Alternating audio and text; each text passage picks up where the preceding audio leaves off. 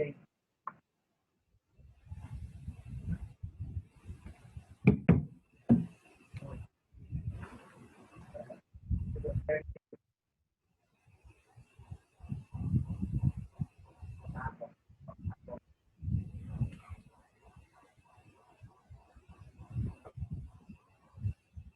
Senhoras e senhores, boa tarde. Saudações do Brasil a todos os alunos e alunas do curso multidimensional de Segurança Multidimensional de Fronteiras.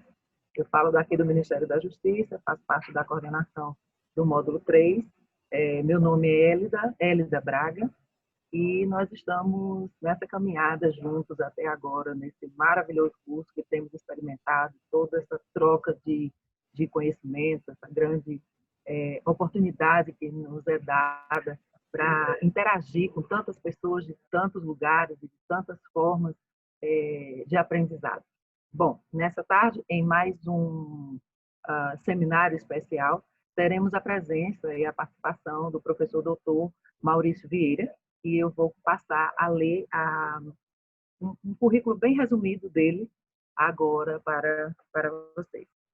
Maurício Vieira é professor assistente da Universidade Parapaz, na Costa Rica, no âmbito da cátedra Combate e Prevenção do Comércio Ilícito e do Crime Organizado Transnacional. É doutor em Política Internacional e Resolução de Conflitos pela Universidade de Coimbra, em Portugal, onde também obteve o título de mestre em Relações Internacionais. Especialista em Direito Internacional pela Universidade de Fortaleza, aqui no Brasil, onde também obteve o título de bacharel em jornalismo. Pesquisador associado ao Laboratório da Conflitualidade e Violência, FOBIO, e ao Observatório das Nacionalidades, ambos vinculados à Universidade Estadual do Ceará.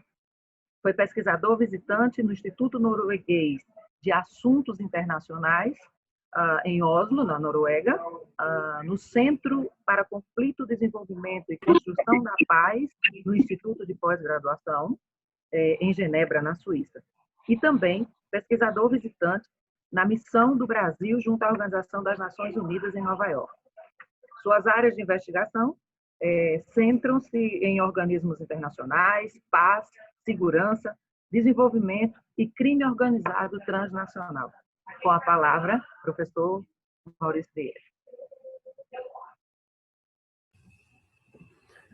Obrigado, Elida Braga, pela apresentação. Para mim é uma satisfação estar na tarde aí no Brasil e aqui um pouquinho depois do meio-dia aqui na Costa Rica, participando dessa, na verdade não é uma palestra, uma conversa sobre esses desafios que se relacionam com a segurança nas fronteiras. Quero também aproveitar a oportunidade para saludar e agradecer também o contato junto ao professor Leandro Carneiro, com quem mantive o contato durante todo esse tempo para organizar o evento de hoje. E também quero saudar todos os alunos e todas as alunas do curso Segurança Multidimensional nas Fronteiras. Para a apresentação de hoje, eu gostaria só de compartilhar aqui a tela, porque eu tinha preparado uns slides, acredito que eu não consigo compartilhar.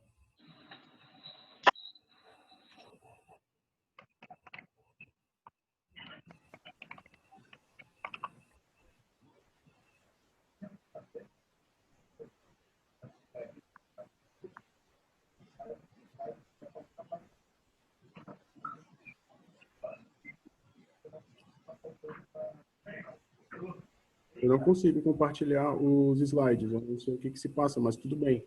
Eu vou seguir a apresentação. Todos conseguem me ver? Sim.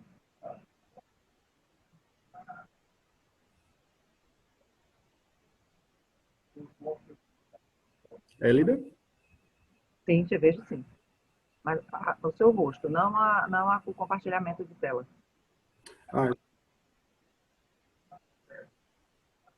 Exato. Agora foi possível. Ok.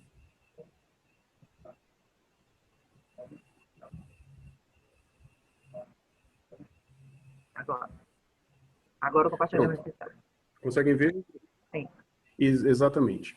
Então, para a conversa de hoje, que na verdade acredito que seja um momento muito importante de não só de troca de conhecimento, mas também de aprendizado por parte dos alunos que participam do curso, eu pensei exatamente nessa questão sobre o conceito de fronteira, esses desafios pós-modernos à segurança internacional. E nessa perspectiva, eu também considero que seria importante fazer uma apresentação, direcionar o diálogo para uma fragmentação dos conceitos que estão relacionados com a conversa de hoje. O primeiro seria segurança internacional, o segundo, fronteira, e o terceiro, desafios pós-modernos. Acho que seja interessante uma forma de guiar a conversa a partir da junção desses três principais conceitos, né, que estão relacionados com o tema de hoje. O primeiro ponto que gostaria de retratar é sobre a segurança internacional. Os estudos de segurança internacional, eles surgiram de debates sobre como proteger o Estado contra ameaças externas e internas após a Segunda Guerra Mundial. De fato, esse termo, de segurança internacional, ele não foi adotado como um campo de investigação ao princípio, mas ele encontra-se estruturados em 4 questões centrais. A primeira questão que envolve os estudos de segurança internacional é privilegiar o Estado como objeto de referência. Isso significa que é preciso definir o que precisa ser assegurado. Nesse caso, a nação, o Estado, o indivíduo, o grupo étnico, o meio ambiente ou o próprio planeta. Mas, ao mesmo tempo, assegurar o Estado era visto como a melhor maneira de proteger outros objetos de referências que estivessem dentro de uma dinâmica estatal.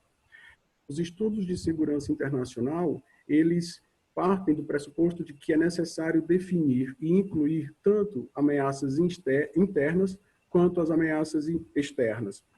E aí, nesse caso, a segurança ela está atrelada às discussões sobre soberania estatal, que também diz respeito ao posicionamento de ameaças em relação aos limites territoriais. No terceiro ponto, expandir a segurança para além do setor militar e do uso da força, que, na verdade, essa perspectiva do contexto da Guerra Fria, o termo que antes seria segurança nacional, ele se tornou quase sinônimo de segurança militar, então exigia uma necessidade de ampliar o que seria segurança para além do contexto da Guerra Fria, e também isso não significava que não se levasse em conta outras capacidades, né? O debate científico na época, ele salientou a necessidade de incorporar outros temas, como, por exemplo, o vigor econômico, a estabilidade do governo, o fornecimento de energia, ciência e tecnologia, alimentos e recursos naturais. E aí o contexto, o conceito de segurança internacional passou a ser ampliado. E também, né, mais tarde, nessa própria ampliação, incluiria também questões de saúde, desenvolvimento e gênero. Além disso, o quarto ponto que estabelece os estudos de segurança internacional é que a segurança ela estaria diretamente ligada a uma dinâmica de ameaças, perigos e urgências. E aí seria a necessidade de que o Estado tem de armar-se a ponto de tornar o oponente, ou, no caso, o inimigo, inseguro. Mas o interessante nessa dinâmica dos estudos de segurança internacional é que ameaças, perigos e urgências, elas estão presentes constantemente nas práticas sociais, principalmente nas práticas relacionadas às questões fronteiriças. E por mais que fosse uma perspectiva centrada no Estado, havia um outro aspecto também que estava a ser negligenciado nos estudos sobre segurança na época, né, que exatamente deveria incorporar uma dinâmica regional de segurança. E, nesse caso, quando se fala em dinâmica regional de segurança, né, se refere, e aqui eu trago uma contribuição muito importante, que é do Barry Buzan, sobre a teoria do complexo de segurança regional no contexto pós-Guerra Fria. E aí, o que eram esses complexos de segurança regional?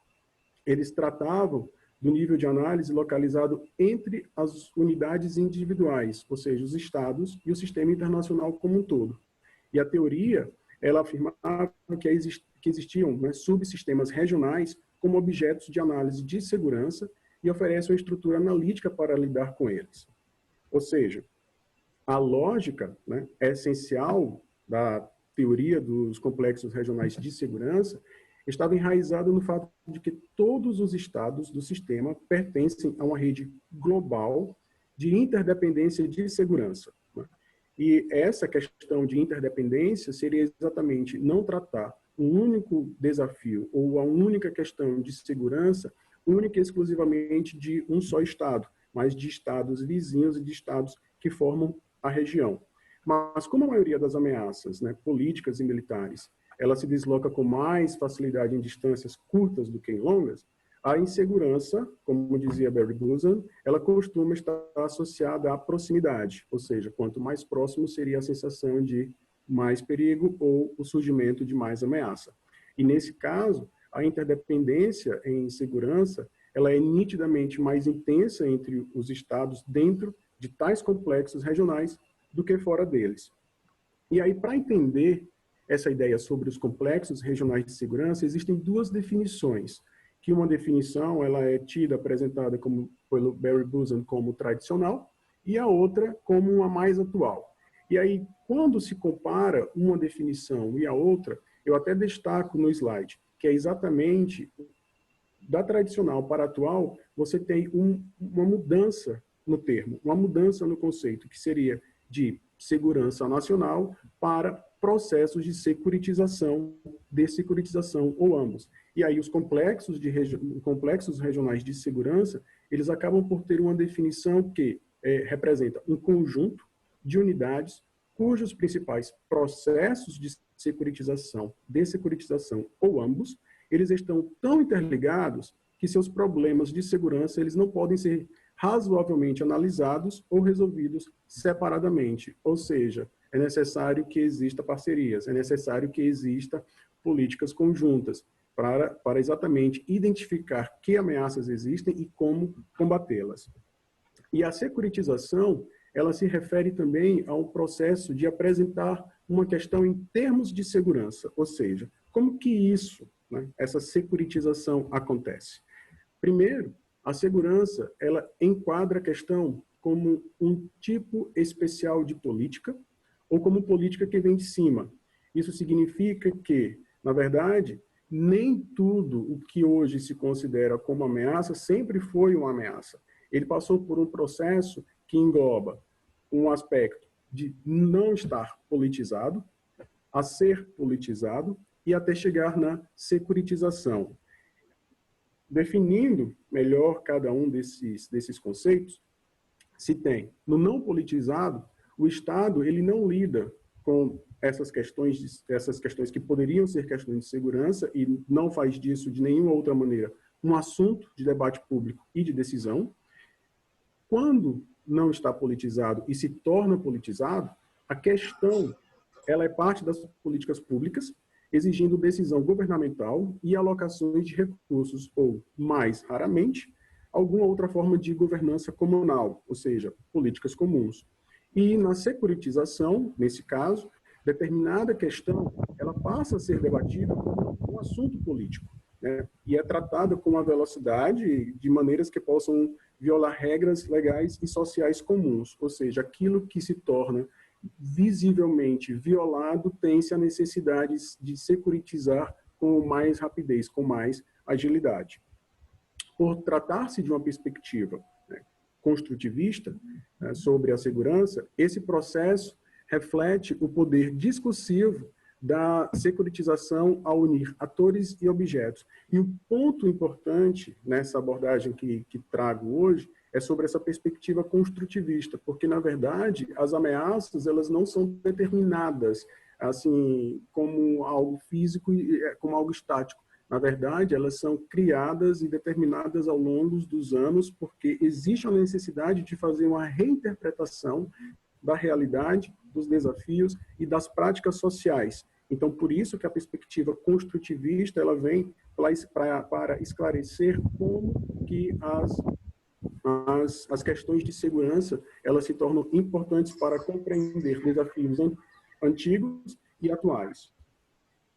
Nessa dinâmica sobre o processo de securitização, do não politizado para o politizado e chegar à securitização de fato, existe, de um lado, uma questão, uma dinâmica, que o Barry Guzan, ele fala sobre a existência de atores securitizantes, que são definidos como atores que securitizam questões, ou seja, a partir da declaração, pode ser um objeto de referência, algo que esteja ameaçado, e de um outro lado, o objeto de referência, que é aquilo que está ameaçado existencialmente e possui uma reivindicação legítima por sobrevivência. E para tornar mais visível o que são esses atores de securitização, os mais comuns que os autores englobam destacam como líderes políticos, burocratas, governos, lobistas e grupos de pressão. E os objetos de referência, no caso, as coletividades intermediárias. Mas, ao mesmo tempo, sempre, ou tradicionalmente, como aponta Duke, o objeto referente ele tem sido, em sua maioria, o Estado, né, e tem se relacionado a essa sobrevivência estatal à manutenção da soberania. Então, apesar de a teoria da securitização ela permita, né, que outros objetos de referência sejam incorporados, como foi falado anteriormente, desenvolvimento, saúde, economia, precisamente o Estado ele acaba que domina todo esse processo. Então, nesse caso, os objetos, né, referentes que remetem a coletividades limitadas, como Estados, têm mais chances de serem aceitos do que objetos referentes demasiadamente longos ou amplos. Agora, quando eu trago esse primeiro ponto sobre a segurança internacional, os estudos de segurança internacional, como que pensar isso para uma questão sobre as fronteiras, né? Então, na verdade, as fronteiras, elas partem da invenção do homem para representar, organizar, controlar ou dominar determinado espaço territorial, como salienta Ferrari. E, nesse sentido, né, tanto como se pôde verificar pela perspectiva dos estudos de segurança internacional, que há um processo de securitização e esse processo ele muda ao longo da história, da mesma forma, os conceitos eles também mudam ao longo da história. E isso não seria diferente também com uma análise sobre o que representa a fronteira e o que é a fronteira. Então, no caso, como o Ferrari salienta, né, o conceito de fronteira ele também sofreu modificações como forma permanente de buscar respostas mais adequadas para explicar, em determinados momentos, os fenômenos que nos cercam. Então, a fronteira ela não surge apenas como uma linha, né, que vai demarcar um espaço geográfico ou qualquer lugar da vida política, né, onde um Estado acaba e outro começa. A dinâmica ela é muito maior. E, para isso, eu volto só um pouquinho, assim, no análise sobre a origem do termo, que é exatamente quando se tem, no século XIII, a introdução de um novo conceito na língua alemã, que o que hoje a gente entende por fronteira, à época, seria uma grande região periférica, uma Grenze, que deriva do polonês Granica, e também do francês, no século XIV, que seria o adjetivo feminino do substantivo o front, né, ou frontière.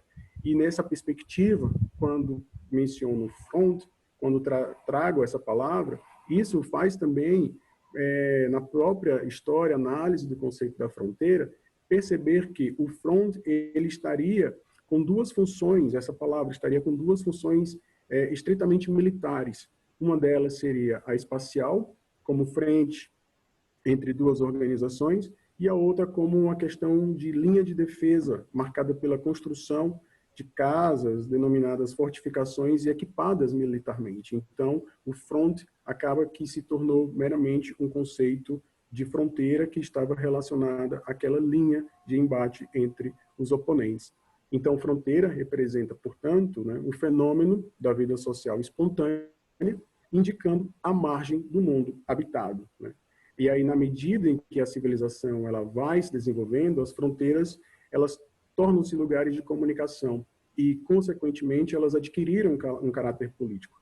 Enquanto que Ferrari ela vai para uma abordagem assim histórica, dividindo o conceito, né, trazendo essa compreensão do conceito de fronteira a partir da pré-história, da antiguidade, o período medieval e o debate contemporâneo, o Seabra ele pega exatamente aspectos da história que representaram como que as fronteiras elas mudaram ao longo dos anos, né? Então ele menciona o Tratado de Westfália, o Congresso de Viena, o Congresso de Berlim, Conferência de Berlim e o Tratado de Versalhes. E aí faço somente essas duas junções para mostrar que, para dar esse destaque de que existem diversas ou aspectos temporais para se compreender a dinâmica das fronteiras na atualidade. E aí é exatamente quando Ferrari menciona que a partir do período renascentista, a fronteira ela passa a ser instrumento de poder para representar simbolicamente a apropriação do espaço territorial. E isso foi graças ao que ela considera como avanço da matemática, da geometria, da astronomia, da cartografia. E aí exatamente é essa fase, essa possibilidade de permitir que haja uma representação da fronteira por meio da linearização. E foi exatamente que quando Ferrari ela traz de que, na sua análise, o Tratado de Tordesilhas, ela foi a primeira experiência de uma fronteira linear, criada pelos europeus e aplicada no continente americano, né? Mas também na perspectiva do Ferrari, todos esses outros momentos históricos, Tratado de Westfália, Congresso de Viena, o de Berlim, Conferência de Berlim, o Tratado de Versalhes, eles também tiveram uma representação muito importante, não só da demarcação territorial, mas ao mesmo tempo que a demarcação territorial ela representou de poder, dinâmica política e ao mesmo tempo a compreensão sobre as relações internacionais contemporâneas e principalmente sobre o que representa uma fronteira, uma demarcação territorial enquanto construção de ameaças e análise securitária entre os estados. E aí, mas também Seabra aponta que, claro, trazendo também para essa compreensão sobre a América do Sul, né, que no final do século XIX, a dimensão das fronteiras dos domínios ultramarinos, né, de países como Portugal e Espanha, ela foi reduzida, e devido à independência, né, desses territórios sul-americanos, à época, eclodiram 4 conflitos relacionados com a definição de fronteiras na América do Sul, né, exatamente a Guerra da Cisplatina, a Guerra da Confederação, a Guerra da Tríplice Aliança e a Guerra do Pacífico, né, todas elas também com impacto em demarcações territoriais nos países que hoje compreendemos por Brasil, Paraguai, Uruguai e Argentina. E também, sem deixar de mencionar, o contexto que está relacionado à Primeira Guerra Mundial, Segunda Guerra Mundial e Guerra Fria. E é interessante, ao mesmo tempo, verificar que todos esses aspectos históricos, eles não só fazem alguns impérios perderem suas terras, como, ao mesmo tempo, o surgimento de outros estados e, ao mesmo tempo, o que o surgimento desses outros estados implicam para uma manutenção da ordem mundial. E aí seria só abrindo assim espaço para uma discussão futura, em outro momento, sobre o que representa exatamente o surgimento de novos estados e operações de manutenção de paz promovidas pela Organização das Nações Unidas. E, nesse sentido, as fronteiras, né, elas são construções humanas, sobretudo essas territoriais, que visam sempre atender a algum objetivo, né, seja ele de ordem cultural, religiosa, econômica ou política. E essa ideia também de fronteira, enquanto significado de limite ou delimitação concreta de um determinado espaço territorial, ela terá surgido da necessidade de os homens estabelecerem os seus direitos de propriedade. E, ao mesmo tempo, que fronteira não é apenas uma linha, mas uma rede de portas de entrada que acomodam a rede de transporte global. Nesse ponto interessante que tanto Salter quanto Ferrari trazem em suas análises, é quando menciona a questão de fronteira-linhas, né, em sua contribuição. E que aí faz uma distinção bem interessante, que é, por demarcação linear, entende-se a fixação da linha limite, com a implantação de marcos sobre o terreno, permitindo identificar o fim ou o começo de um domínio político territorial, passando o limite a compreender a linha de controle legal de um Estado-nação, ao passo que a fronteira é tida como zona geográfica entre dois sistemas estatais diferenciados, né? Então, nesse outro ponto importante da discussão de Ferrari, é quando aqui. No caso Martin, né, ele vai exatamente trazer nessa mesma lógica sobre fronteiras-linha, que o limite é reconhecido como linha e não pode, portanto, ser habitada, ao contrário da fronteira que constitui uma zona, muitas vezes bastante povoada, onde os habitantes de estados vizinhos podem desenvolver intenso intercâmbio, em particular sob a forma de contrabando, né?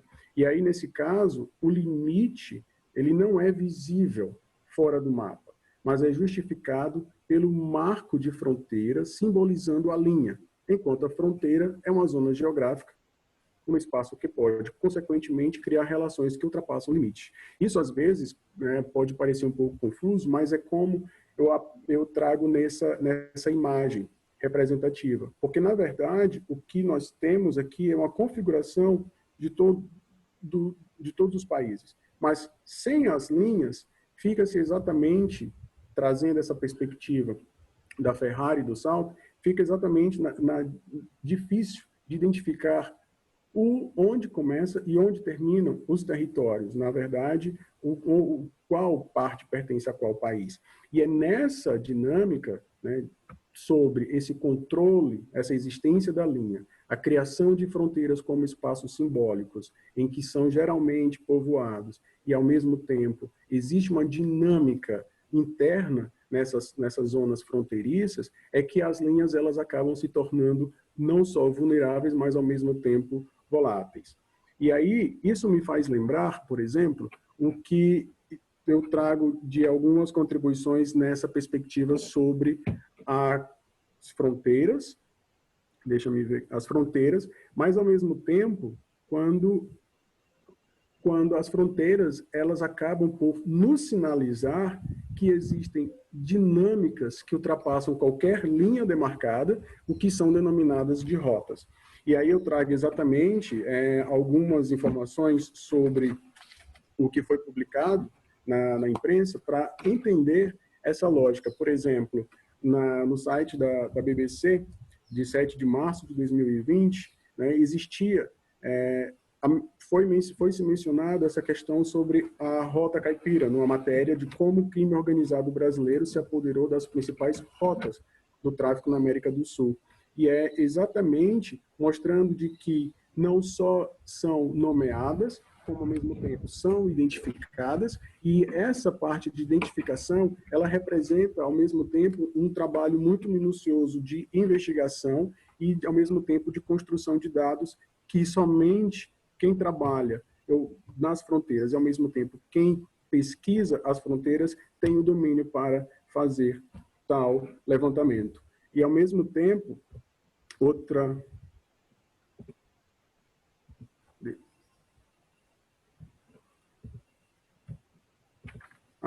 existe também uma outra matéria publicada pela Folha de São Paulo, em 16 de dezembro de 2020, que é exatamente falando sobre o contrabando de cigarro, que agora chega ao Nordeste também pelo mar. E o ponto interessante é que a própria matéria, ela diz que isso se representa numa mudança de comportamentos dos contrabandistas. Então, ou seja, por mais que existam zonas fronteiriças muito bem fiscalizadas, elas acabam, na verdade, talvez evidenciando a fragilidade de outros pontos fronteiriços que fazem com que surjam novas práticas de contrabando e, ao mesmo tempo, novas rotas do tráfico. E, ao mesmo tempo, é até curioso sobre essa matéria do G1, do Rio Grande do Norte, em que o Estado ele passa a integrar o Programa Federal de Combate ao Crime Organizado em Fronteiras e Divisas. E eu trago essa contribuição porque são exatamente 15 estados, o programa do governo federal, mas ao mesmo tempo implantado em 15 estados, e isso dá a dimensão de que o impacto da segurança das fronteiras, ele não fica limitado somente ao que acontece num espaço transfronteiriço. Ele é, na verdade, acompanhado até mesmo para o que as políticas elas consideram como seja um monitoramento constante sobre até mesmo de como os produtos contrabandeados eles entram ou ao mesmo tempo, e tem o seu destino final. E é como se fosse o movimento da fronteira ao longo do país, sendo, na verdade, identificado e codificado. Nesse mesmo sentido, né, o que outros autores argumentam? De acordo com Kolosoff e Scott, né, os estudos contemporâneos de fronteira, eles questionam esses fundamentos por trás da construção cotidiana das fronteiras, entendendo estas como instituições, processos e símbolos, né? Então, na verdade, a fronteira, ela representa essa questão de controle territorial, segurança e soberania, ao mesmo tempo em que existe esse nexo, né, entre mundos da vida cotidiana, relações de poder e construção de fronteiras sociais. E também existe essa ideia de que, por mais que o espaço, fronteira em si, ele seja abstrato e absoluto, né, entende-se que são fronteiras, as fronteiras que corrigem o espaço e o tornam concreto como lugares sociais vividos e compreensíveis, né?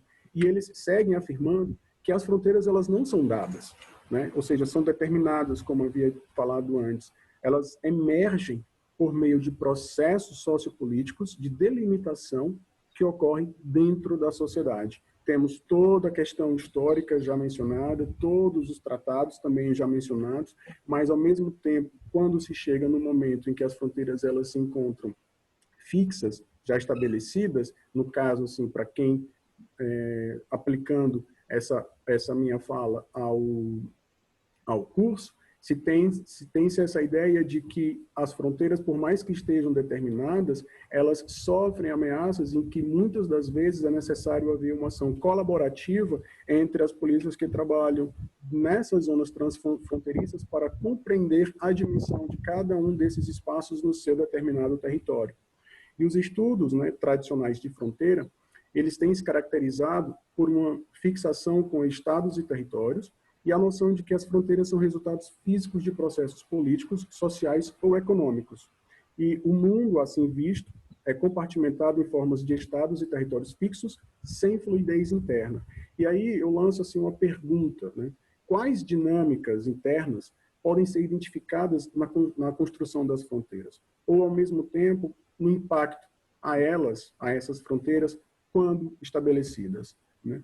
A fronteira, como uma prática socioespacial, desempenha um papel importante na formação da territorialidade humana e dos mapas políticos, né?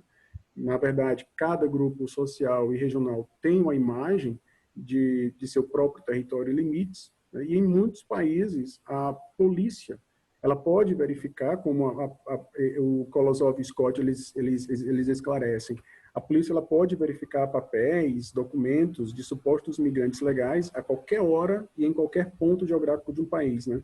Mas os resultados desses processos, os espaços de fronteira, não estão mais exclusivamente nos limites físicos do Estado. Isso significa que, por mais que exista uma delimitação geográfica, por mais que exista uma zona construída que simboliza a fronteira entre um país e outro, caso vizinhos, e exista um momento de verificação desses documentos presencialmente, muitas das vezes a própria solicitação, por exemplo, de um visto, ela, na verdade, ela já começa com uma política de fiscalização muito antes de quem solicita cruza a fronteira. Então, é muito comum que, para quem solicita visto, dependendo para o país, receba uma ligação da embaixada ou do consulado para obter mais informações. Então, esse processo de análise documental, esse processo de verificação dos dados, ela já é até mesmo um próprio, além, digamos assim, limite da fronteira, de uma prática social que excede a fronteira. E o que dizem, né, esses autores sobre a securitização das fronteiras? A securitização das fronteiras, né, ou seja, a construção simultânea de obstáculos administrativos e físicos para controlar as migrações, não é uma tentativa de fechar espaços e territórios. E acho até interessante quando eles salientam que é em vão fechar esses espaços e territórios. Mas, na verdade, o que acontece é uma possibilidade, uma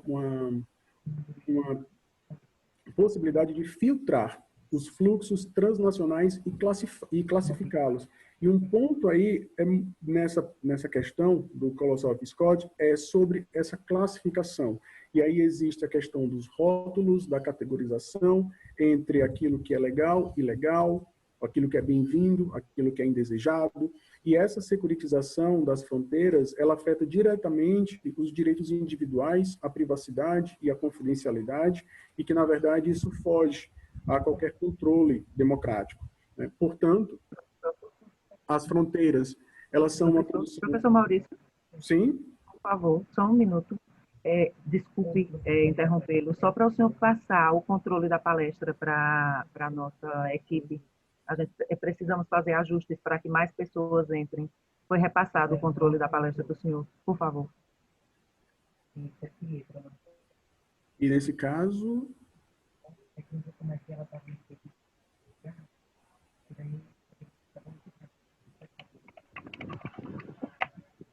Posso continuar? Pode. Era só repassar, porque precisa que mais pessoas entrem adentrem a sala. Obrigada e perdão. Tem mais alguém para entrar na sala? Sim, tinham mais pessoas, tinha sido avisado aqui tinha mais pessoas solicitando a entrada e o controle estava com a equipe tinha passado o controle da palestra para o senhor. Tudo bem, ok. Obrigada, pode continuar. Tá bom. Então, nesse caso, as fronteiras elas são uma condição assim, crucial para abertura e cooperação, mas isso também, para que isso seja possível de ser alcançado, é como os autores mencionam, né, que haja necessidade de abordagens multiníveis, multissetoriais e de longo prazo. E aí, envolver a transformação nos níveis internacional, nacional e local. Ou seja, isso implica também em mudanças culturais e novos tipos de pensamento de ambos os lados de qualquer fronteira.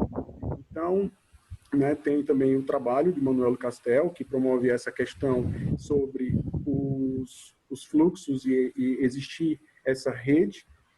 E, como salienta Cotte-Boucher, é preciso propor análises acadêmicas, né, contemporâneas da segurança nas fronteiras, trazendo mais foco para o campo específico de investigação.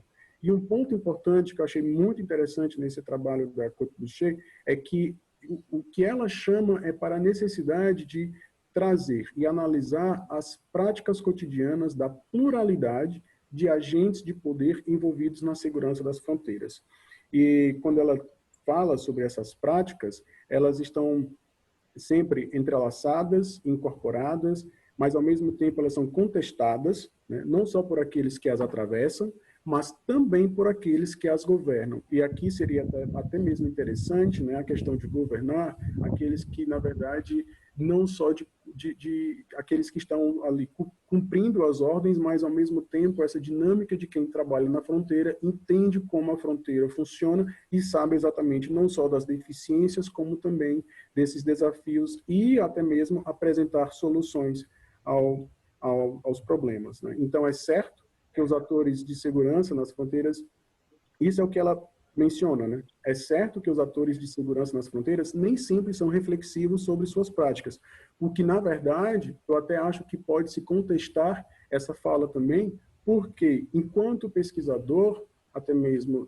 no tema de fronteiras, ou quem quer que seja, é importante dar voz a quem trabalha para entender quais as reflexões desses profissionais que atuam no campo das fronteiras, porque acho que esse é um ponto importante. Não é apenas afirmar que nem sempre são reflexivos, mas ao mesmo tempo será que existe espaço para que os profissionais que atuam nas fronteiras, eles tenham esse espaço de fala e esse espaço de reflexão e até mesmo de produção do conhecimento sobre como é estar na fronteira? E sobre aprender essas práticas cotidianas, né, aí cabe ao pesquisador desenvolver uma certa familiaridade, o que se aprende, né, sobre a segurança nas fronteiras como prática vem do contato face a face com aqueles que governam as fronteiras e com aqueles que se tornam vulneráveis, ou ainda mais privilegiados por essa governança. E aí, quando eu me deparei com esse trabalho do Cotte-Boucher, eu me perguntei exatamente, e lanço também a pergunta, né, quem são os vulneráveis nesse contexto de segurança nas fronteiras? Quem são os vulneráveis? É somente quem está a atravessar as fronteiras, quem está ali sujeito à fiscalização ou quem também trabalha nessa dinâmica. E aí ela, nessa perspectiva de entender as práticas cotidianas nas fronteiras, né, e para ter uma análise mais qualificada, existem assim, algumas perguntas que as próprias autoras lançam, que eu gostaria até de compartilhar com vocês, que são essas, né? Quais são as práticas cotidianas dos atores nos espaços de fronteira? Por exemplo, as tarefas, os papéis, as táticas, as estratégias, rotinas de trabalho. E quais os recursos a governança de fronteiras usa, né? Ou seja, tecnologias, infraestruturas, treinamento, ferramentas de fiscalização, políticas, e até grifei treinamento exatamente porque eu acho que isso vai ao encontro da importância desse curso de segurança multidimensional nas fronteiras para ter uma outra perspectiva sobre o próprio campo de trabalho. Como que os agentes de segurança de fronteira interagem com aqueles que cruzam ou estão localizados dentro das fronteiras? Como que eles cooperam e se opõem a outras agências que intervêm nos espaços de fronteira?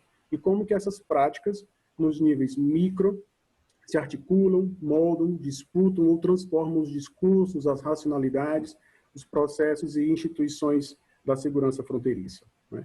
Então, o que pensar sobre, né? Onde está, nessa questão sobre desafios pós-modernos, onde está a fragilidade nas fronteiras?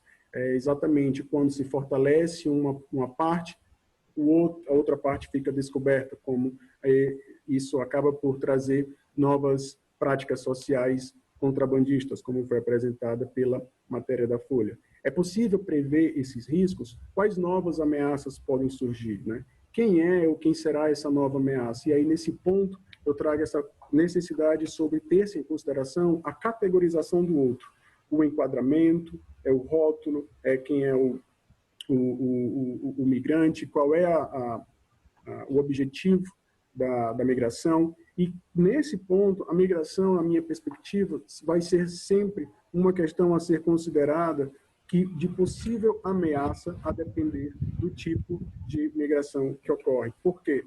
Porque a ameaça ela pode, né, no caso, como o Weiner aponta, pode ser um ataque de refugiados armados, os migrantes podem ser uma ameaça à estabilidade política de qualquer país, ou os migrantes podem ser percebidos como uma ameaça aos principais valores sociais do país receptor.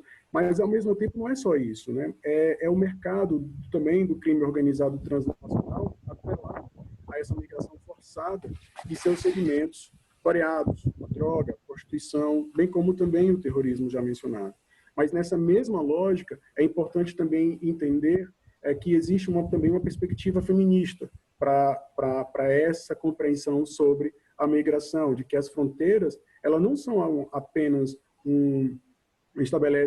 as fronteiras não apenas estabelecem as mulheres como uma referência de segurança, né, mas foca os abusos dos direitos humanos relacionados ao gênero, bem como alerta para a maneira como que esses estereótipos de gênero são usados para estabelecer e reproduzir categorias de práticas, perpetradores e vítimas, né?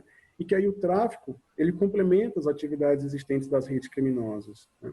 E separado da relação do tráfico de pessoas com as redes transnacionais do crime organizado, o tráfico ele é considerado uma ameaça à segurança, na medida em que as pessoas traficadas são frequentemente imigrantes sem documentos.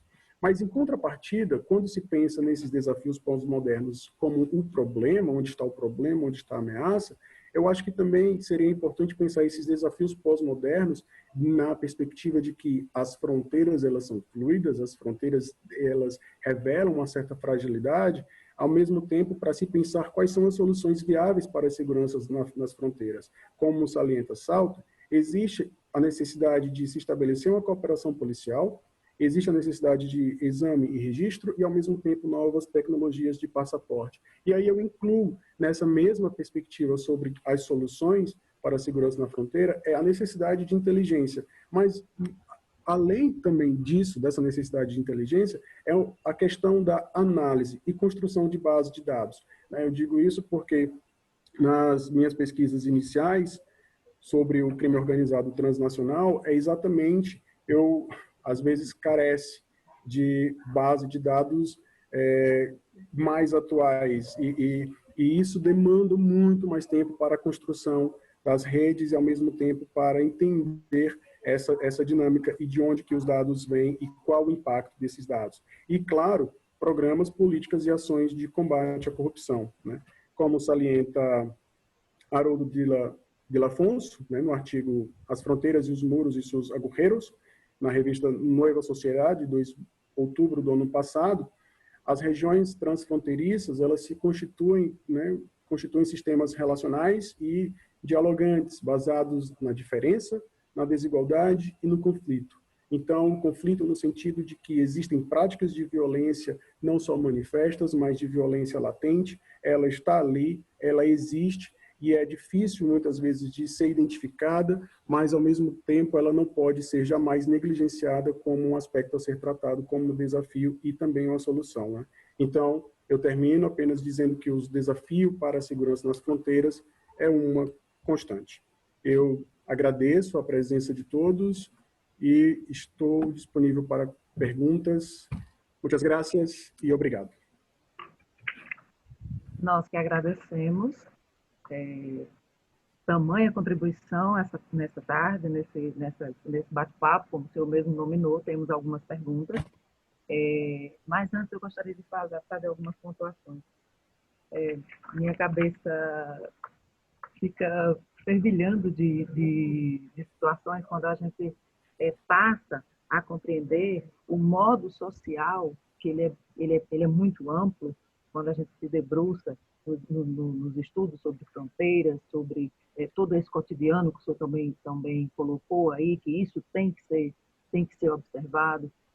Essa definição de fronteira como porta de entrada, né? Não só as linhas demarcatórias, mas como porta de entrada, porque aí nós agregamos outros conceitos da sociologia, outras categorias, que são fluxos, são migrações, são toda essa dinâmica, como foi colocado aqui, que tem que ser observada.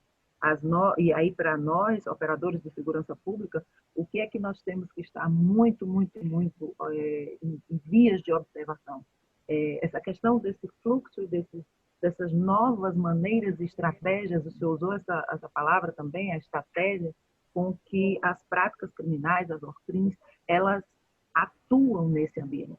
E isso, para além de uma linha, para além de uma língua, que nós contamos aqui, Brasil e os países vizinhos, temos essa questão da língua, então, para além de uma linha demarcatória, para além de uma língua, para além de línguas, né, falamos no plural, obviamente, mas o entendimento e o alargamento de visão que esse operador precisa ter sobre fluxos, sobre entradas, sobre maneiras de burlar as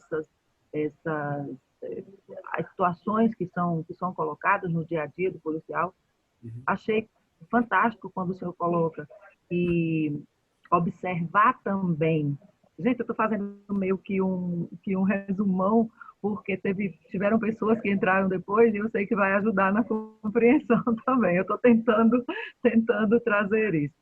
Mas, assim, quando o senhor fala que a participação da mulher, e aí traz elementos do pós-moderno, né? Essa coisa do feminismo é um elemento pós-moderno, segundo Stuart Hall, ele traz essa demarcação. Então, a gente, quando pensa nesse posicionamento de novas práticas que envolvem mulher, quando nós pensamos que desloca essa questão de olhar para quem é vulnerável na fronteira. Eu achei perfeita a sua colocação, porque tendemos a olhar sem nos olharmos. E eu estou falando, me incluindo no rol de operadores de segurança pública, e aqui todos nós que estamos como alunos do curso de Segurança Multidimensional de Fronteiras, somos operadores. E aí, como não olhar para as fragilidades, de novo, voltar a usar o plural, desse homem e dessa mulher que opera, que trabalha, que deixa a família, que sai, que volta, que vai, que circunda e que tem que observar desde processos de hibridização, que é outra situação muito comum na fronteira, que é o fato Eu estou indo, estou voltando, estou deixando coisas e marcas culturais e estou trazendo também essas marcas culturais de povos que ali habitam. Então, todas essas temáticas e sistemáticas e fluxos que a gente vai percebendo, como a sua fala alarga, amplia, né? Amplia esse momento em que já estamos com tantas trocas de conhecimento e de repente chegamos com mais essas. Muito obrigada mesmo. Temos algumas perguntas, por favor. Professor, ao final, indique as referências do conteúdo exposto. Poderia ser disponibilizados os slides da apresentação? É uma pergunta. Outra. Como pesquisador percebe que esses conceitos sobre a construção dos espaços de fronteira se aplicam no contexto da Tríplice Fronteira? Que experiências internacionais poderiam inspirar boas práticas nessa região? Se eu quer responder essa e eu passo outra, ou eu faço mais uma e o senhor tenta... Pode juntar Isso. mais umas três. Então, eu tenho mais... Tá bom, tenho mais uma. Professor Maurício, o senhor acredita, diante do referencial teórico exposto, que dessecuritizar as fronteiras sul-americanas seria o caminho para mitigar o crime organizado transnacional na região? Como seria esse processo de dessecuritização? Ele emenda com uma pergunta dentro da outra. Acho que dá para fechar esse pacote, eu vou colher mais perguntas aqui. Só uma pergunta. Utilizou a palavra dessecuritizar? Dessecuritizar. Ok. No sentido inverso da securitização. Isso. Tá. Isso.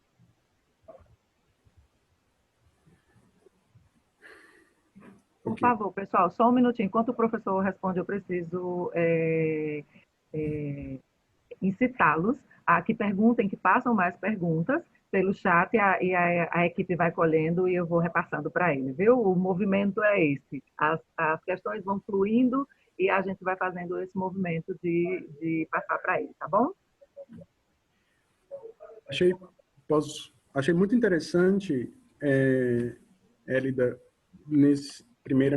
antes de responder as perguntas, nesse seu apanhado geral sobre a palestra, a fala, e é exatamente sobre a questão do vulnerável. E aqui, na verdade, eu achei muito interessante, não sei se todos os alunos, todas as alunas assistiram, eu até sugiro que assistam, que é o documentário que foi lançado pela Vice Brasil, que está disponível no YouTube, que fala exatamente sobre a questão do contrabando do cigarro. E essa perspectiva sobre a vulnerabilidade eu tive a partir de quando eu assisti esse documentário, e que, na verdade, a própria jornalista, ela, conversando com os policiais na fronteira, eles alertam de que, provavelmente, os contrabandistas já sabiam da presença dela, porque existem os coiotes, existem os olheiros. Então, na verdade, esse monitoramento que a polícia faz e que, ao mesmo tempo, é vista, é monitorada por quem faz o contrabando, foi exatamente que me chamou a atenção sobre essa questão da vulnerabilidade de quem atua na fronteira. Então, essa questão que eu acho assim, importante para ressaltar sobre as fragilidades, né, de quem também trabalha, e não só olhar exatamente o vulnerável, o outro, mas até mesmo para quem faz essa própria segurança. Nesse sentido, eu achei muito interessante essa pergunta sobre dessecuritizar as fronteiras. E aí, na verdade, nesse sentido oposto, né, sobre o que seria o processo de securitização, em que, na verdade, os assuntos de segurança eles se tornaram politizados e securitizados, eu também me pergunto como que seria esse processo de securitização, né? Porque, na verdade, dessecuritizar, eu talvez não seja a forma mais adequada até mesmo de utilizar esse termo, mas talvez seria uma forma de desconstruir a segurança que foi estabelecida no sentido de problematizar o que existe para se pensar em soluções. Talvez essa questão da desconstrução, ela viria a calhar nesse ponto sobre o que pensar para se estabelecer fronteiras mais robustas, mais seguras, num processo de desconstrução do sistema que já existe. Então, na verdade, eu acredito que o primeiro passo nesse sentido seria dados. Quando eu falo dados, eu sinto essa necessidade de construir mais ou menos como se fosse uma plataforma comum daquilo que, no caso, já que o curso ele é ministrado tendo em conta policiais da Tríplice Fronteira, pensar exatamente que dados comuns existem que possam ser estabelecidos para se pensar a desconstrução das fronteiras e se pensar também estabelecer novas políticas de segurança. E aí seria um processo de securitização a partir da desconstrução de toda a política ou da prática que seja colocada estabelecida atualmente. E isso, na verdade, eu penso ao mesmo tempo que modelos, né, existem que possam ser considerados como exemplos. Na verdade, eu não sou muito adepto assim, de modelos, porque muitas das vezes existem práticas bem-sucedidas fora que não são realmente aplicadas em outro contexto, exatamente porque o outro contexto evidencia outros desafios e outras problemáticas. É como se, na verdade, eu tivesse que pensar, será que a missão de paz que uma vez funcionou na Guatemala, ela vai funcionar na Serra Leoa? Ou um modelo de missão de paz, por que não pode ser aplicado a outro país como um pacote a ser exportado para todos os países que precisariam de uma certa estabilidade política e securitária? Que é exatamente por isso. Existem as especificidades dos territórios, existem as especificidades políticas de cada uma, mas, na verdade, isso para dizer que o modelo certo ele não existe. O que existe é, na verdade, se pensar como se estabelecer práticas eficazes em que possa mitigar até mesmo essa vulnerabilidade das fronteiras. Agora, claro, isso, na verdade, eu chamo a atenção por quê? Porque eu acredito que um dos aspectos que é mais recorrente nessa perspectiva sobre a compreensão das fronteiras e modelo, eu acho que é atrelar qualquer política securitária das fronteiras com uma política nacional anticorrupção. Então, eu acho que pensar essas políticas anticorrupção com uma política de segurança nas fronteiras, eu acho que seria um processo que talvez pudesse vir a ser um modelo.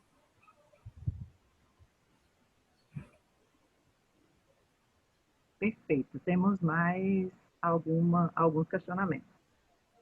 Professor, como aplicar tais medidas expostas, como treinamento, tecnologia, etc., no caso brasileiro, pois somente no estado em que resido, Rondônia, possuímos diversos pequenos municípios que fazem fronteiras com a Bolívia e seus efetivos policiais é mínimo. E, em alguns casos, sem a presença da polícia judiciária, havendo somente a polícia ostensiva, ou seja, a polícia militar. É um questionamento. Um outro aluno pergunta, levando em conta que atualmente os estados não entram mais em guerra como antigamente e que as ameaças agora são mais internas do que externas, como o senhor avalia que a criação de uma aliança militar no Atlântico Sul poderia ajudar os países latino-americanos a combaterem tais novas ameaças? Mais um. O que ganharíamos se no plano político houvesse interesse em proteger as fronteiras? E aí eu vou fechar com essas três. Só a última, por favor.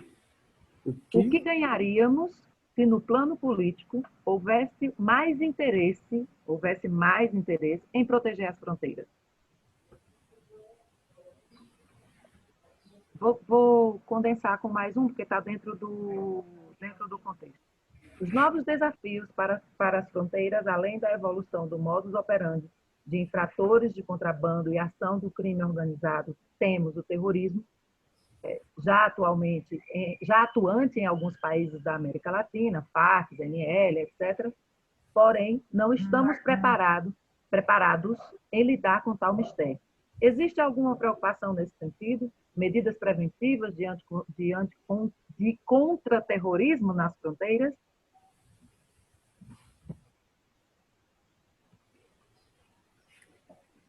Eu vou começar com essa, o que nós ganharíamos, né? Com mais mais proteção nas fronteiras. Primeiro, acredito que seria até mesmo na perspectiva do Estado, seria não só a garantia da segurança nacional, como, ao mesmo tempo, a garantia de uma arrecadação legítima pelos produtos que deixariam de ser contrabandeados. Então, eu acho que esse seria um primeiro ponto na perspectiva do Estado. O outro ponto, também pensando na perspectiva da segurança, seria tudo em cadeia. Na perspectiva da segurança, já abordando a questão do contrabando, seria se as fronteiras elas estão realmente mais seguras, existe uma diminuição, né, em contrabando, então automaticamente não só aumentaria a receita do Estado, mas ao mesmo tempo seria exatamente, aí claro, pensando na possibilidade de que o Estado faria o bom uso e o bom gerenciamento desses recursos, seria a aplicação desses recursos dos impostos em políticas sociais, principalmente de educação e saúde. Então, nós acabaríamos tendo uma maior arrecadação, ou uma arrecadação justa, que fica ainda à margem do que é contrabandeado. Agora, claro, além desse aspecto que envolve o contrabando, no caso, aí eu falo, isso foi uma fala bem direcionada sobre o contrabando do cigarro, que tem um impacto também direto nas questões de saúde, teria também uma questão sobre a própria diminuição do crime organizado. Crime organizado, no caso, eu me refiro ao que hoje o Brasil ele vivencia com relação às facções criminosas. Então, já é notório, já é sabido que o comando do PCC, o Comando Vermelho, eles não só detêm um poder dentro do Brasil, como também fora do Brasil, principalmente nesses países que têm que são os países vizinhos na tríplice fronteira, e isso teria também um impacto direto sobre a questão do tráfico de drogas, do que seria também negociado, não só o que entra no Brasil de outros países, mas também do que sai daqui e vai para a Europa. Então, na verdade, o que nós ganharíamos seria uma estabilidade securitária a partir da fronteira, que também poderia diminuir os níveis de criminalidade dentro do país. E quando eu falo níveis de criminalidade, agora, claro, isso não é a curto prazo, isso é a longo prazo, porque aí eu reforço essa necessidade de ter a partir dessa política de uma maior robustez das fronteiras, é exatamente como que se pode analisar os dados dessa robustez, porque aí você trabalharia com uma definição sobre a eficiência de uma fronteira segura, a eficácia de uma política que prioriza a segurança nas fronteiras. Então, todo esse impacto, ele geraria uma estabilidade nos países. Nos países, assim, não falando somente do Brasil. Então, agora, quando teve uma pergunta sobre tais medidas expostas, como que pode se aplicar em pequenos contextos esses treinamentos, olha, eu acho bem interessante quando se faz um treinamento, e ao mesmo tempo o treinamento ele serve para isso, uma forma de não só ter o conhecimento teórico, mas ao mesmo tempo transformá-lo em prática. Eu acho que o primeiro resultado de quem vivencia essa realidade é identificar qual é a lacuna que existe. Isso já foi dito aqui na própria pergunta. E, ao mesmo tempo, identificar essa lacuna, qual é a primeira solução ou a solução mais viável a curto prazo que possa ser estabelecida ou definida. Existe alguma medida, existe alguma ação, existe até mesmo não se pode se esquivar dessa realidade, existe algum político, algum poder político, algum poder ou até mesmo de alguma ONG que possa atuar também em conjunto com o poder público nessa questão da segurança da fronteira? Porque aí não ter a perspectiva de que o treinamento que se participa no momento, se pensar numa solução muito grande ou de vislumbre para resolver todos os problemas. Eu acho que seria uma forma de, a princípio, fragmentar e fragmentar na perspectiva de o que pode ser resolvido mais urgente, né? E aí sim conseguir algo que seja a longo prazo mais concreto e mais amplo. Agora, sobre essa questão, não entramos em guerra, né, aliança militar no Atlântico Sul, na verdade, como estudante, como pesquisador e que fui estudante dos estudos para a paz dos conflitos, eu não sou a favor de aliança militar, né? Não tenho essa perspectiva de aliança militar, de defesa militar, exatamente porque acho que seria um gasto exatamente desnecessário, mesmo tendo em conta essa perspectiva sobre a necessidade de proteção das fronteiras. Mas, ao mesmo tempo, quando se tem essa ideia sobre uma aliança militar do Atlântico Sul, eu me perguntaria, para que essa aliança? Qual é o inimigo? Então, para que será que, enquanto no Atlântico Sul os investimentos eles seriam necessários para exatamente não só ter o armamento, mas para se manter uma aliança? Então, na verdade, o que se foi estabelecido, que hoje a gente tem o que se tem como OTAN na Europa, na verdade, é uma estrutura totalmente diferente, até mesmo em termos financeiros e PIB dos países europeus, com relação ao que é o orçamento dos países da América do Sul. Então, eu não penso que isso seria uma estratégia viável, ao mesmo tempo, porque as demandas elas seriam mais urgentes do que uma aliança militar no Atlântico Sul.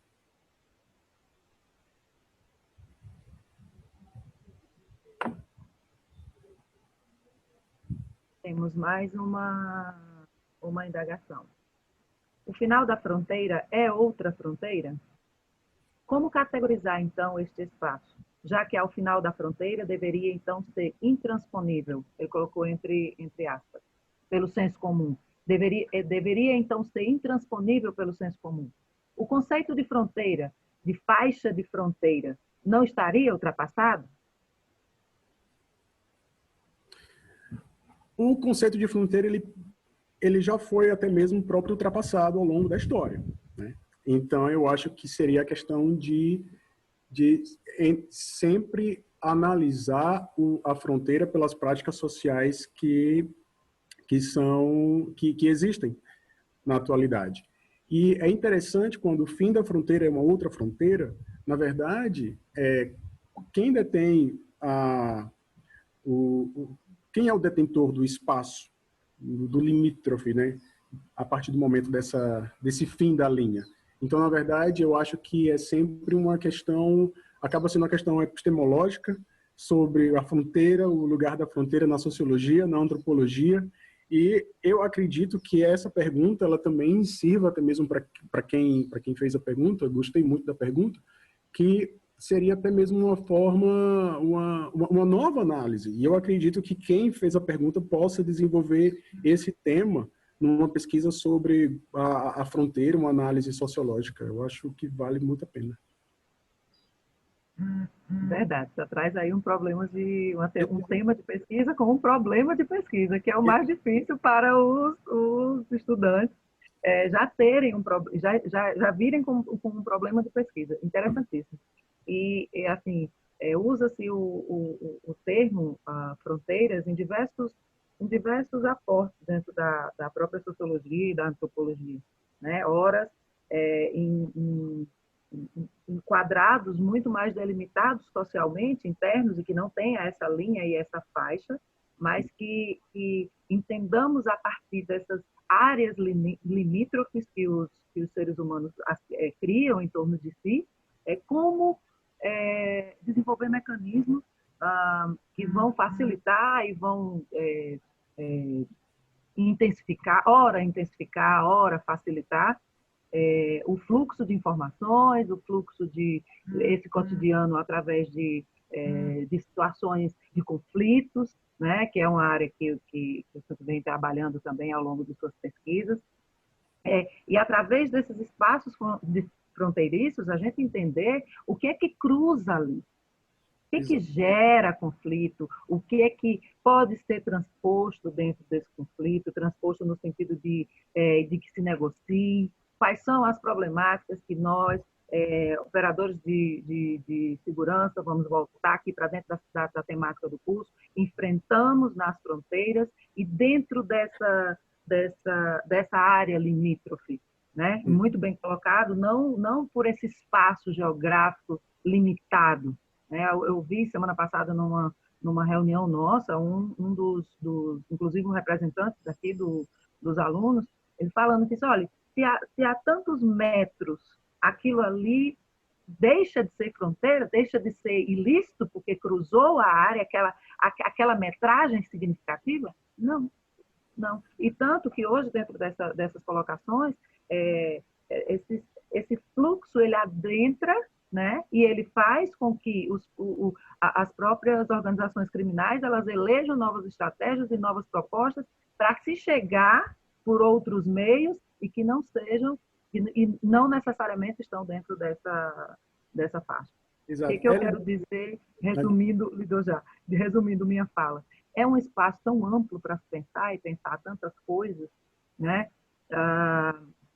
O ganho desses espaços que nós estamos tendo ultimamente, dentro desse curso especificamente, é justamente pensar de modo amplo, pensar de modo mais alargado.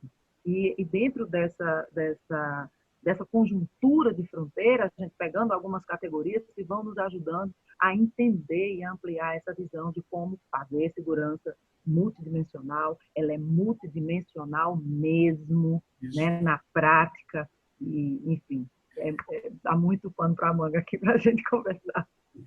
Gostaria só de acrescentar 2 pontos assim que são mais exemplos sobre essa perspectiva da fronteira, do que é exatamente essa linha. É um caso assim pessoal, aconteceu comigo. Em 2009, eu fui fazer um intercâmbio no Canadá e aí precisava solicitar o visto. Então, além de apresentar toda a documentação, que, claro, isso incluía também, né, o extrato, o histórico bancário, eu recebi uma ligação do próprio consulado canadense questionando, né, os valores para poder eu ter acesso, ter direito ao visto. Ou seja, quando eu recebi a ligação, que na verdade era um prêmio de jornalismo que eu tinha recebido na época, e óbvio o valor ele estava depositado na minha conta, então era como se fosse, na verdade, entender, será que foi um empréstimo, ou será que alguém colocou na conta somente para conseguir o visto? Então, na verdade, é aquilo que tem na fala.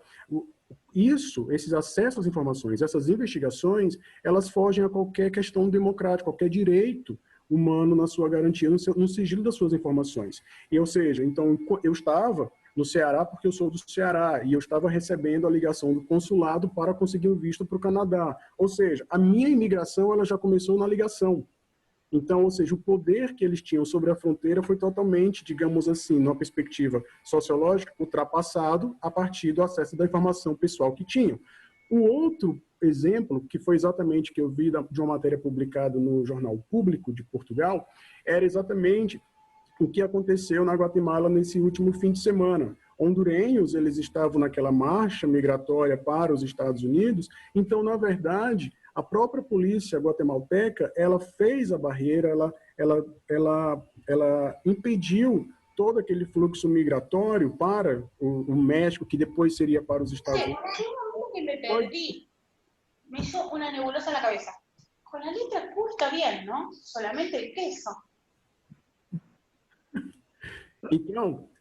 Então, o que acontece? Quando eu vejo esse tipo de informação e esse tipo de atitude policial, ao mesmo tempo, não é só uma atitude policial, mas é como se fosse uma extensão da fronteira norte-americana chegando até a Guatemala para impedir esse fluxo migratório que chegue realmente ao seu país. Então, ou seja, qual é realmente a verdadeira linha? Porque os migrantes, eles não estavam no fluxo para permanecer na Guatemala, mas e sim continuar até o México e ultrapassar outras fronteiras. E o que, na verdade, se impedia era uma chegada ao destino final. E a trajetória ela fica comprometida. Então, as fronteiras elas acabam que se tornam móveis e se tornam flutuantes nesse aspecto de que existem fronteiras que acabam que não estão somente ali limitadas àquela linha, aquele marco geográfico. Vamos finalizar com mais dois questionamentos.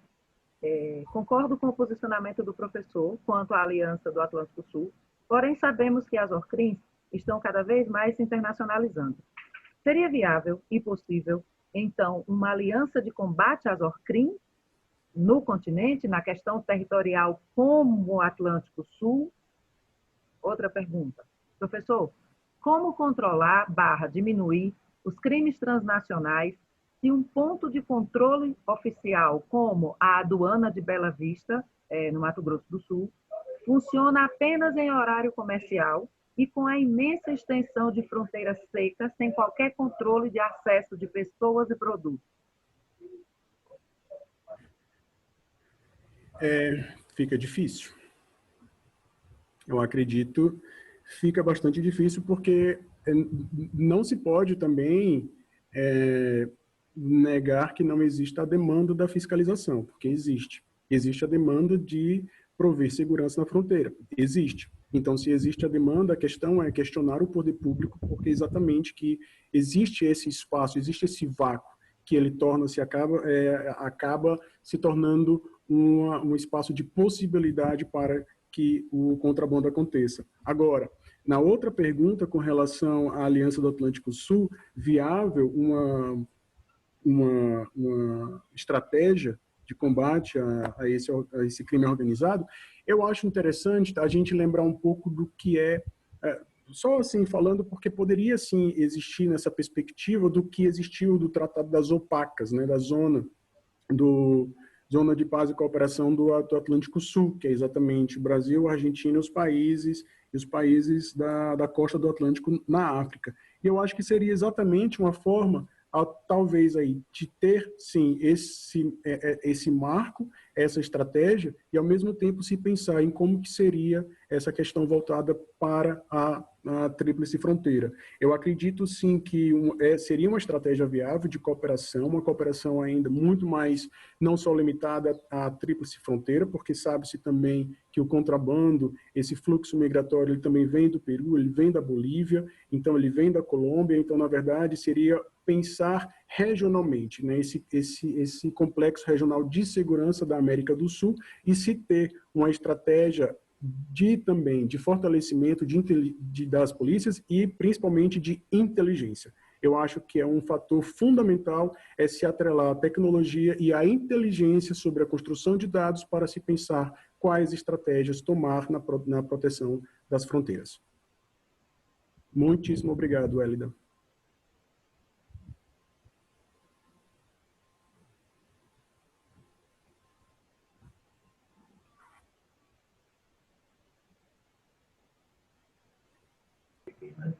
Agora, voltei. Estava tentando destravar aqui o mudo.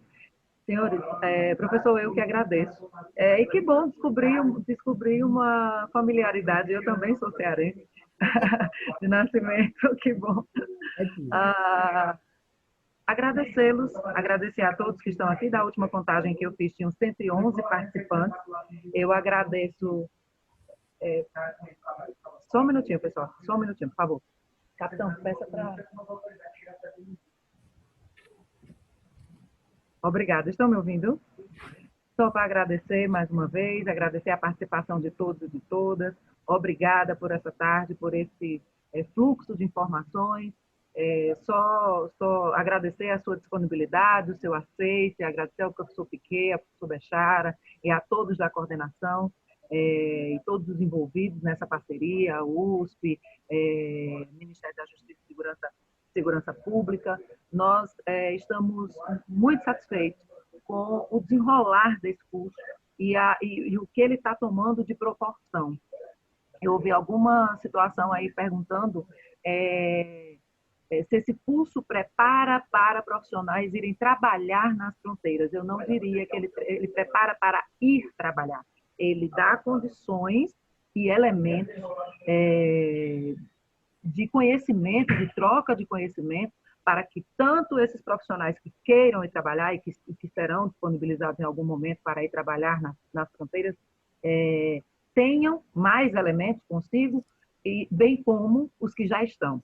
E para esses que já estão e que já vivenciam e estão nessa labuta há muitos anos, muitos deles há muitos anos, a minha total simpatia, porque eu entendo o quanto é complexo, o quanto é, e aí a gente vai trazer as sistemáticas do Vigia para cá, o quanto é complexo, o quanto é ambíguo, o quanto é difícil lidar dentro desse espaço. Então, só gratidão e muito, muito, muito obrigada pela disponibilidade de todos que aqui estiveram até agora. Até a próxima. Eu só quero agradecer também, Hélida, pelo espaço, pela oportunidade e coloco-me à disposição. Eu divulguei meu e-mail, mvieira@upis.org, e estou disponível para responder qualquer pergunta com relação às fronteiras, segurança e também sobre o crime organizado transnacional. E fico feliz saber que é do Ceará. Então, qualquer coisa, conte comigo, parceria aqui na Universidade para a Paz, na Costa Rica. Que bom, que bom. Anotei seu e-mail, eu disponibilizei meu e-mail. Alguém me pediu também, eu vou olhar o que o colega, se eu não me engano, do Paraguai pediu meu e-mail, vou olhar, vou respondê-lo. Muito obrigada e uma boa noite a todos e todas.